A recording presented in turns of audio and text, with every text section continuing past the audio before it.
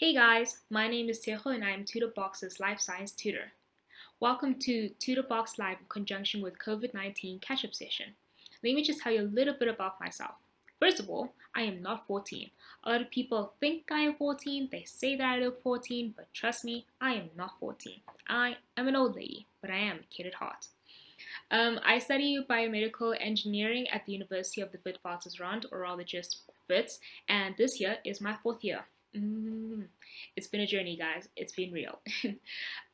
So why I decided to do this? Well, I love biology, like just from the smallest thing of a cell coming into this large living organism, like it's just so interesting to study.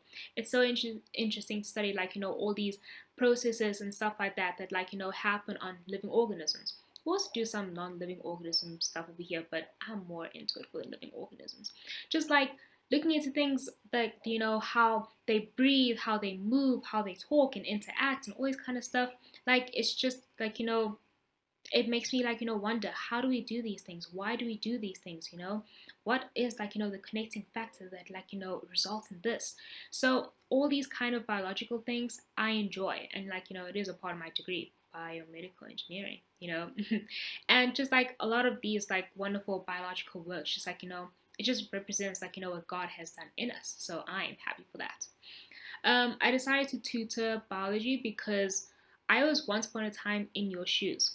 I used to struggle when I was in high school, and I never got the marks that I wanted to get, and I just didn't understand why until when I was studying it in university, and I just noticed the little things that I should have known from in high school, and if I had known those little things, I would would have gotten better marks. I would have done better in all my years.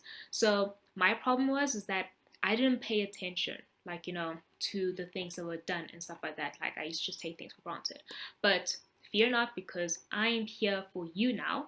We are going to get rid of those negative thoughts about biology. We're going to study the little things, because biology adds on from grade 10 to 11, from 11 to 12, and from grade 12 into university.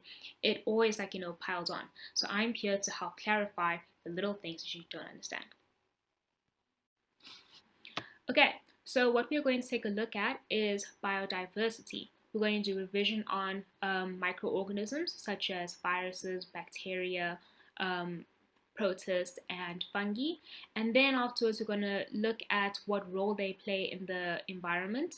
And we're going to take a look at some symbiotic relationships and also related diseases. Okay, so a virus. Basically, what it is a parasite. Okay, never forget it. It's a parasite. So viruses need a location to survive. Okay, so it can only survive in another host, in another living cell. Okay, and that's because it's not really a living organism, if we can put it that way. And it's like that because of its characteristics. It doesn't have a nucleus, doesn't have mitochondria, doesn't have ribosomes, doesn't have a vacuole, doesn't have all of the necessary organelles that will classify it as a living organism. Yet some scientists are still arguing that maybe it's not living, but it's kind of in a in-between state. But for now, just know that a virus is acellular and we consider it to be a non-living organism. Okay, general characteristics. A virus is a parasite. A parasite. That is your one guaranteed mark. A parasite. Okay, they are very specific with their host. Okay, they don't just go into any kind of cell, living organism and just reproduce itself. No, no, no, no.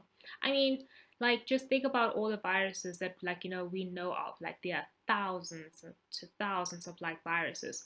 I'm pretty sure we would have all been dead if a virus was not specific with regards to its host. So yeah.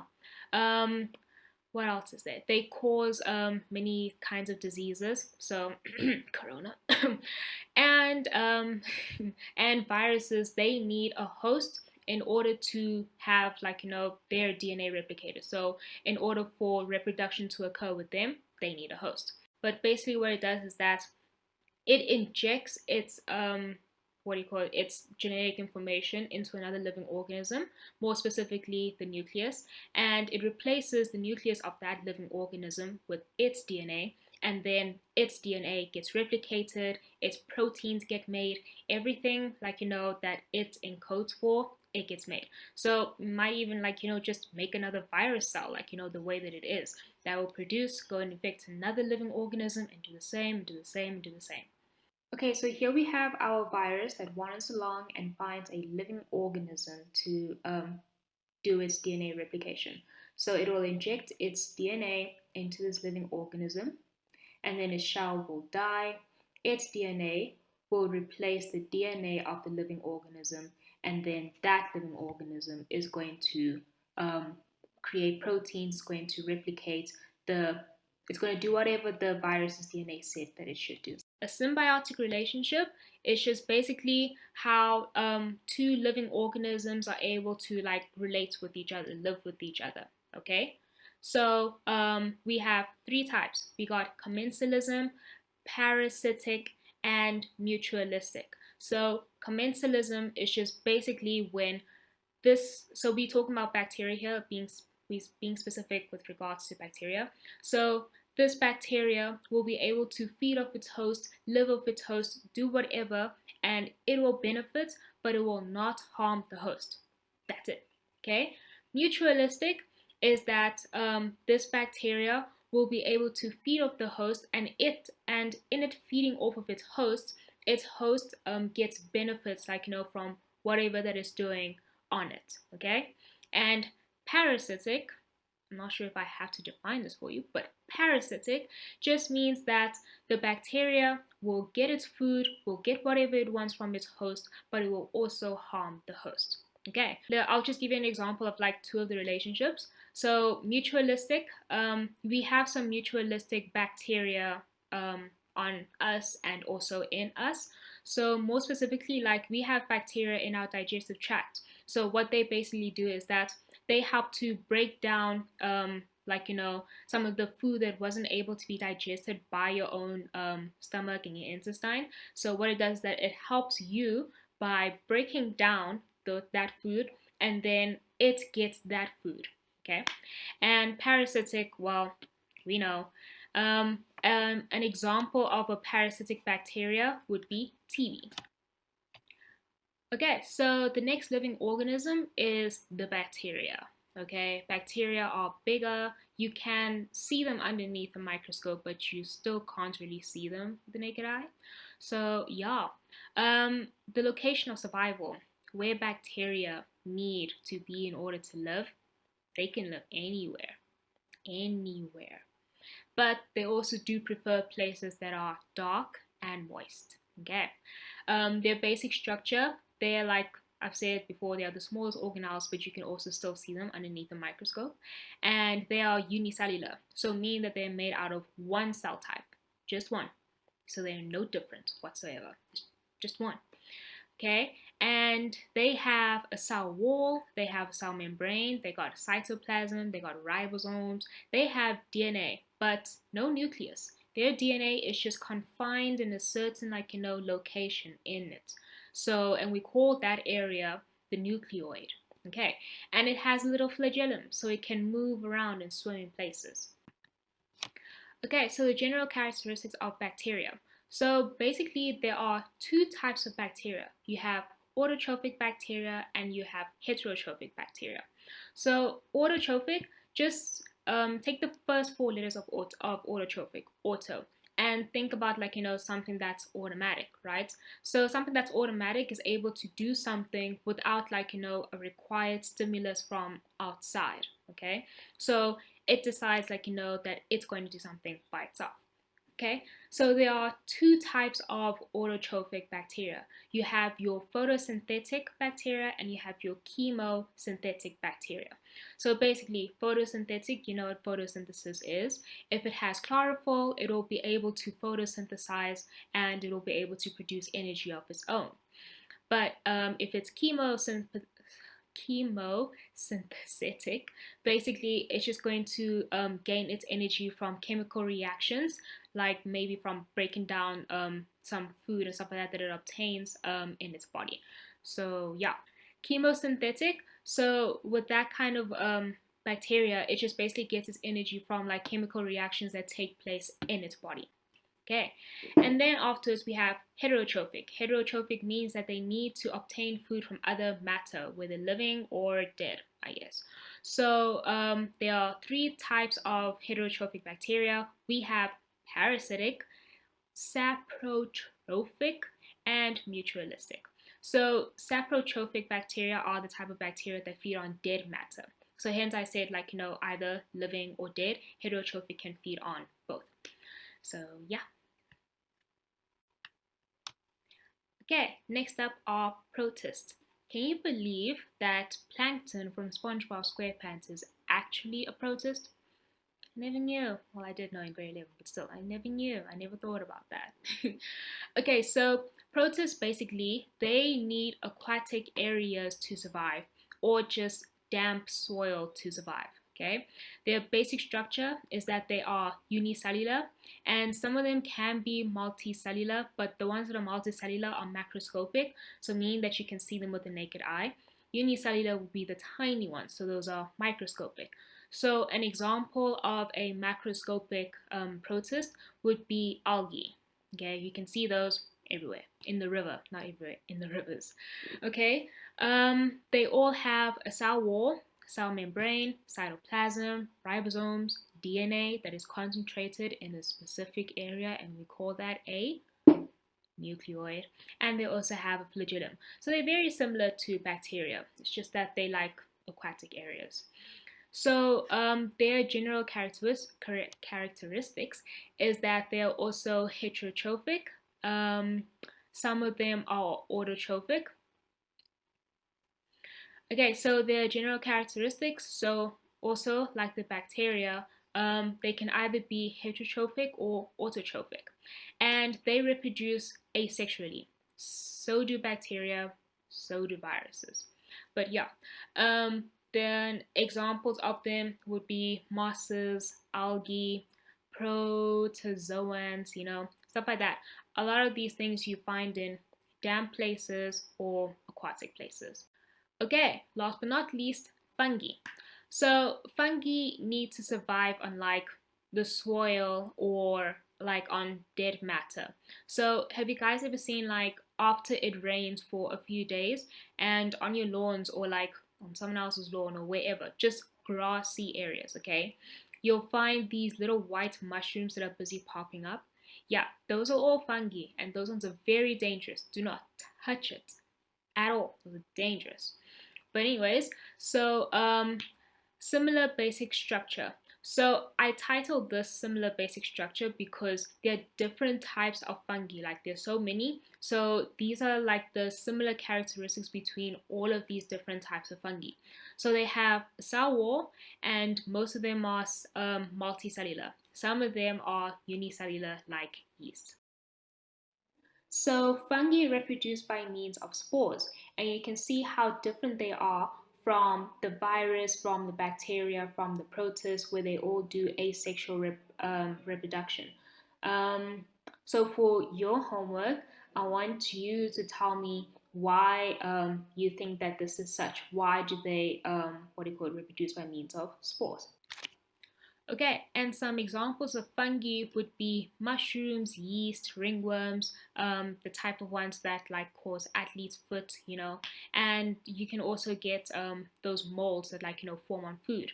And another thing is that scientists like before, like way long ago, they found a way like to make an antibiotic like using this kind of fungi. So they call this fungi Penicillium notundum, okay? And it's just an antibiotic that is just used to treat some bacterial infections. Okay, so let's just draw out the structure of a rhizopus fungus.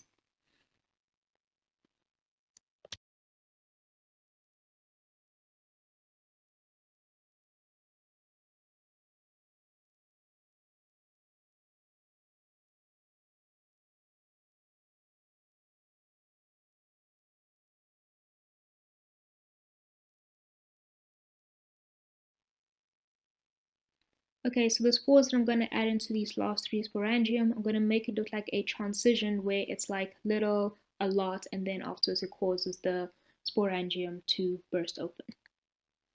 Okay, so now let's just say this rhizopus was growing on what do you call it, bread, right? It's a slice of bread. What's going to happen is how this thing spreads is that this one spore over here, or maybe like multiple of them, but let's just concentrate on one of them. That's going to land on the bread, and then afterwards it's going to start growing and multiplying. So it's going to start off with the roots, and it's going to what do you call it, grow a stylon and stuff like that, and then create like another.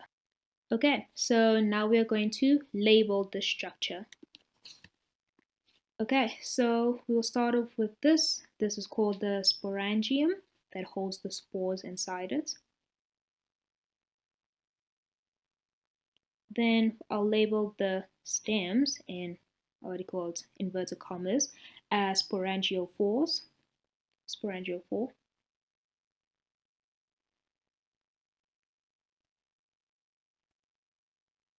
Then the roots are called rhizoids.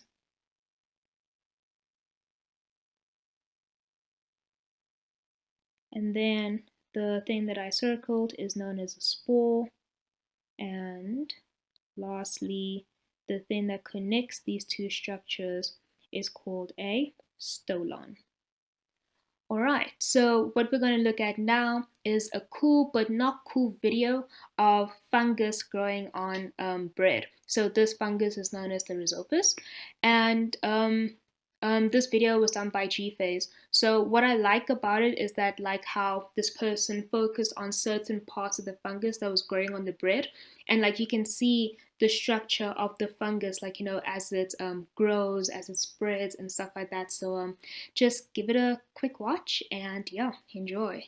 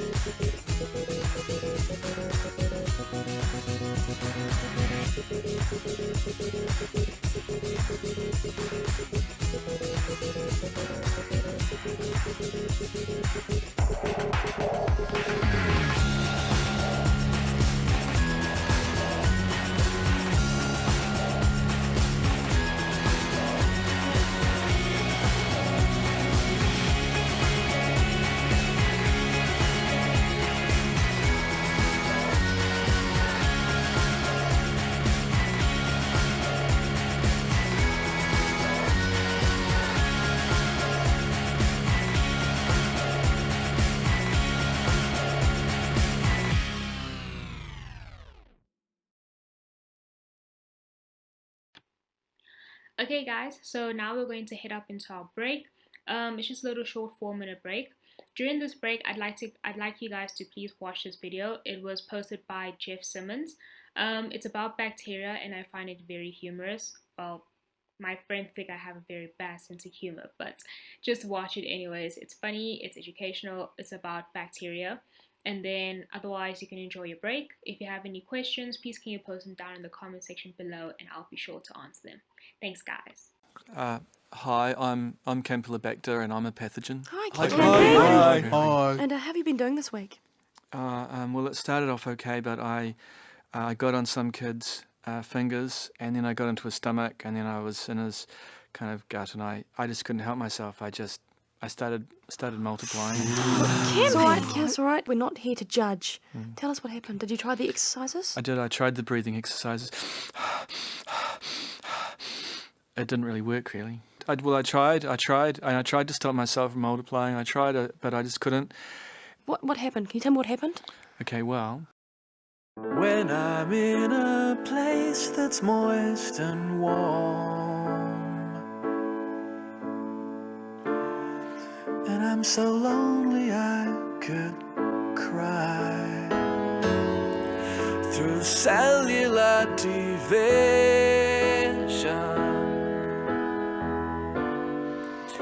I start to multiply. Given conditions that are favorable, every 20 minutes we will subdivide.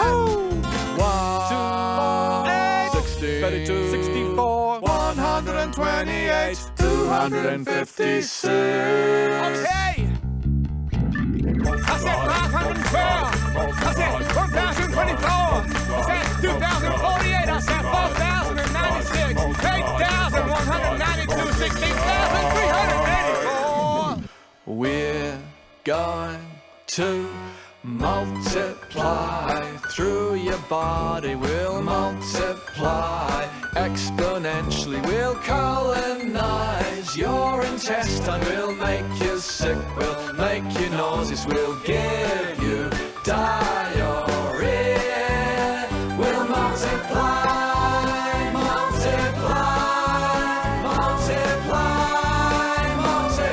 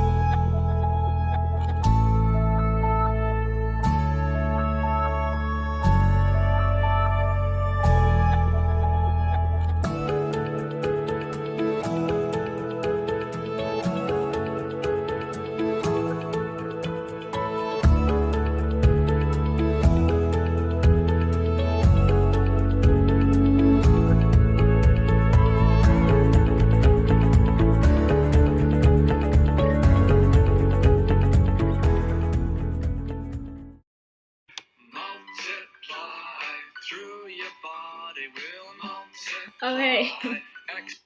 Sorry, I just decided to watch the video again because it's so funny. I love it. Okay, so anyways, we're going to continue on with the next section. We're going to look at the diseases that these microorganisms cause. So we'll start off with the virus influenza. Influenza is a highly infectious disease of the respiratory tract.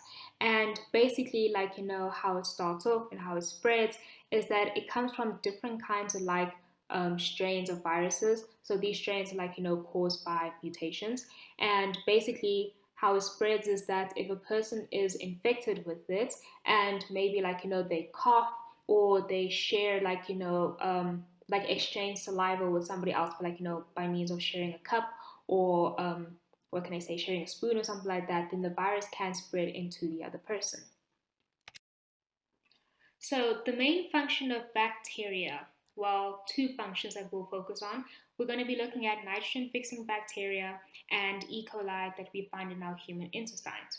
So basically, what nitrogen-fixing bacteria do is that so we have nitrogen, free nitrogen that is in the atmosphere, and basically plants they use up the nitrogen that is found in the soil.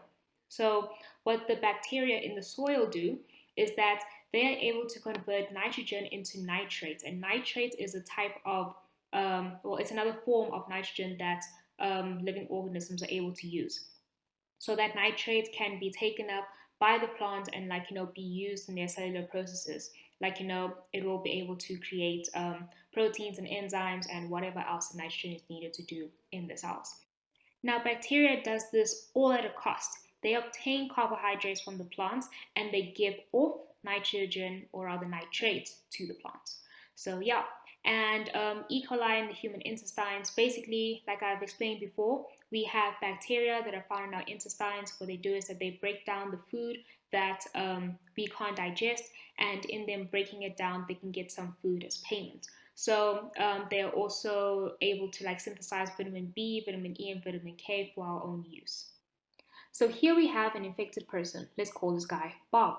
Bob has influenza. Now what happens is Bob coughs, and some of the his saliva comes out his mouth as he coughs, the droplets. Now the droplets contain the virus, and this dear poor little virus cannot survive for long on the outside. Hence it needs to find a living organism in order to survive. Now, let's just say Bob has a wife. Her name is Bobolina. Bobolina happens to walk past him whilst Bob is coughing. Now, as she is there breathing in the same air that he has coughed in, she can get infected by this virus. Now, poor Bobolina will have symptoms of coughing, fever, tiredness or fatigue. She has the chills. She could be suffering from terrible headaches. And lastly, she could have a very runny nose. Essentially, people that have low immunity, such as it could be the elderly or even young children, they could be more susceptible to getting infected by this virus. So, management or treatment of this influenza virus could include getting bed rest, drinking extra fluids, and taking pain medication. So you can use because I think just for the symptom of the chills, people shiver a lot and stuff, so it causes a lot of tension on the muscles when this happens. So pain medication can help with the muscle tension that they experience, and also the headaches. So this virus, it can be cured if it is managed well. If a person is not diagnosed soon enough, then it could lead to death. So next we'll look at TB. So tuberculosis is a bacterial disease that mostly infects the lungs. It can affect other tissues in the body, but we mostly focus on its effects on the lungs. Okay, so say we have a man, let's just say this is Bob's brother, Bob Dylan, and he happens to be in an area that is infected with tuberculosis, like the air, because maybe someone with TB had coughed in the air, and he happens to breathe in this infected air. Now that bacteria is going to enter and sit around in his lungs. Now, the symptoms that Bob Dylan is going to experience would be weakness, weight loss, loss of appetite. I mean, even the golden hills don't even make him hungry. Wow. And he could also experience sweating at night. And also, remember I told you that TB can affect other parts of the body, but we're only going to be concentrated on the lungs. So basically, if the bacteria gets so bad in the lungs, then he could end up with getting bad coughs where he's going to end up coughing blood or coughing out sputum, and he'll also experience chest pains from all this coughing. So TB is a curable disease. So if Bob Dylan were to get prescribed medicine for his disease, then it would be able to first of all prevent the spread of the disease from him going on to other people. So whoever that coughed in the air when Bob Dylan was visiting did not do the responsible thing by taking his medication. So it can prevent the spread and it will also cure him. TB is a curable disease. Next up, we have the disease called malaria. So malaria is a protist related disease. So what this disease does is that it affects your red blood cells and your liver cells. So basically what it causes them to do is that it causes them to lyse. And remember, lyse means to burst. So here we have a little girl, let's just call her Bobnisha. So Bobnisha is the daughter of Bob. Bobnisha stays in a malaria-infested tropical area. Here she is, just minding her own business. Now, here is a mosquito, more specifically, a female mosquito.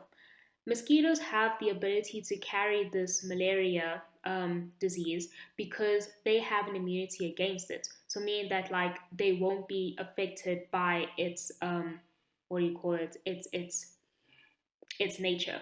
So basically, what the mosquito does, or rather how this malaria is like transmitted from person to person, if a person is infected with malaria and a mosquito bites that person, or rather sucks blood from that person, and then goes to another person who isn't infected and sucks blood from them, then they will be the ones that are going to get infected with this malaria disease. Now witness as poor Bobnisha gets bitten by this mosquito. Okay, so let's look a bit closer as to what happens to Bobnisha when she becomes infected with malaria. So here's our blood vessel, and this is the plasma that runs inside. So basically, what happens is when the mosquito comes along and it bites a person, or let's just say that just for non-formality's sake, we're gonna say it's gonna bite the person. So when it does that, it spits into the person, and its saliva that contains this the protist, this malaria protist, it it spreads into the person. So now what's going to happen is that this malaria is going to spread through the person, and then the mosquito would have gotten its blood and it's going to fly off and live its best life, whilst the person is going to stay along and suffer with this disease.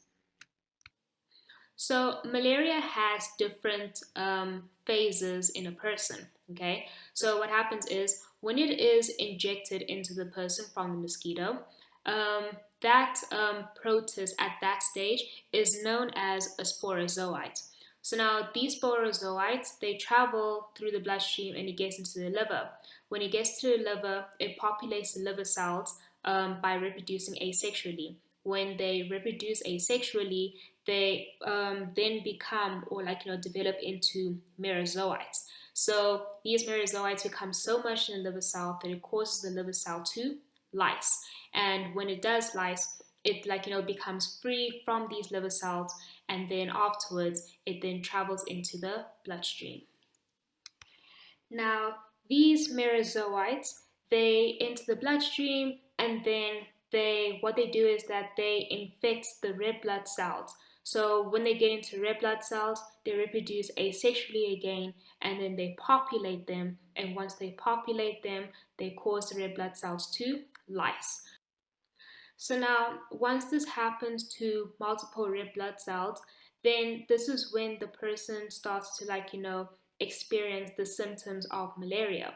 So these symptoms could include headaches, fever, the sweating, the chills, the muscular pains because of the chills, diarrhea and nausea. So this is when a person is in a deeper stage of malaria. So malaria is treatable if you are able to catch it earlier on. But the best advice would be for people that really don't stay in malaria infected areas. So the best advice would be to take medication that would prevent you from getting malaria, and then afterwards you'll be able to get into these areas. Okay, so last but not least, we have athlete's foot. So athlete's foot is just basically a fungal infection that affects the skin, especially between the fourth and the fifth toes. So this is a fungus that will grow on your feet, and you can get this from like stepping onto fungi, or from like sharing socks with a person who has like athlete's foot. So the symptoms can include itching, like severe itching between the toes and under the foot, and it can also include the scaling of the skin. But there's some good news. Athlete's foot can be treated with topical antifungal creams, and if it has like advanced to an extreme or like severe stage, then you're gonna have to take some oral antifungal medication. Okay, guys, that's it from my side. Thank you so much for tuning into this Tutorbox live in conjunction with COVID-19 catch-up session. I hope that it was very informative. I hope that you understand, like, the little pieces that I was busy talking about. And please can you do the exercises that we provide for you. If you have any questions, then I'll be able to answer them. Just put them down in the comment section below. And yeah, I hope to see you soon. Thanks, guys.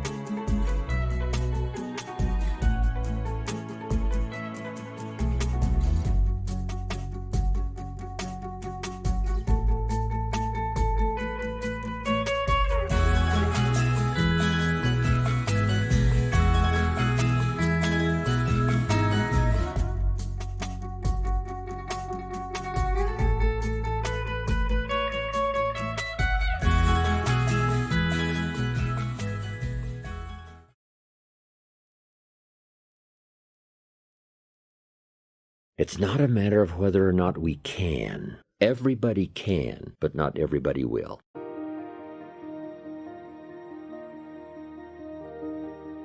How to turn nothing into something. How tangible are ideas and imagination? Ideas that become so powerful in your mind and your consciousness, they seem real to you even before they become tangible. Imagination that is so strong that you can actually see it. You can actually see it. If somebody cannot see it when it is not here, then it will never be here. Start looking into the future of what you would like to accomplish, where you would like to go, the person you would like to be. Decide what you want, and then act as if you already had it. And that is to believe that what you imagine is possible for you. So the first step is to imagine what's possible. Second step, to believe. Now here's the third step, and that is to go to work and make it real. You now go to work and make it a movement. You make it tangible. You make it viable. You breathe life into it, and then you construct it. You have a lot to offer. The fact that you're still here means that your business is not through yet. People don't do what they know in life, but what they do is they operate within the context of the vision they have of themselves. So write and draw and build and play and dance and live as only you can. Make up your own rules. The rules on what is possible and impossible were made by people who had not tested the bounds of the possible by going beyond them. You must change what's possible for you. You, and only you, are the subject that impacts the burning desire in your imagination. You are living and feeling as if your future dreams are a present fact. Will it be easy? No. Will it be challenging? Yes. So you got to prepare yourself. You've got to develop yourself. Long as you're breathing, you got some more work to do. There's something else for you to achieve. Guess what? You're going to make some mistakes. You're going to make a lot of mistakes. So now go and make interesting mistakes, make amazing mistakes, make glorious and fantastic mistakes, break rules, leave the world more interesting for your being here. Make good art. It is possible to start with nothing and become something.